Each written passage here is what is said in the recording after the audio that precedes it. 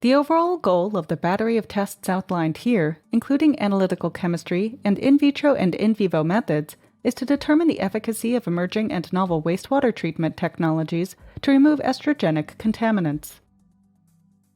These methods can help answer key questions in environmental engineering, for example when selecting the most effective wastewater treatment processes in removing estrogenic potency of wastewater. The main advantage of these techniques is that they are sensitive to very low concentrations of active compounds, thus evidencing the best technologies to protect aquatic wildlife. Demonstrating the procedures will be postdoctoral fellow Dr. Chris Green, graduate student Angela Pinzon, research fellow Dr. Ellis Baynes, and senior research technician Nicola Beresford.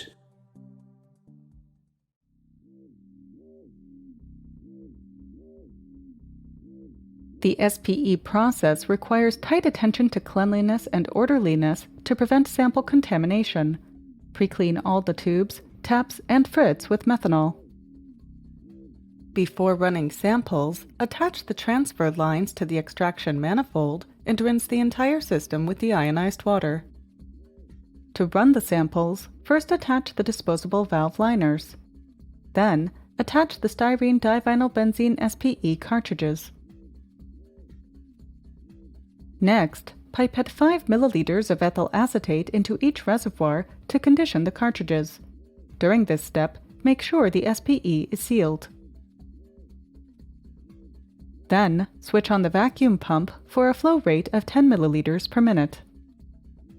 Before the cartridges dry out, load 5 milliliters of methanol, followed by 5 milliliters of water.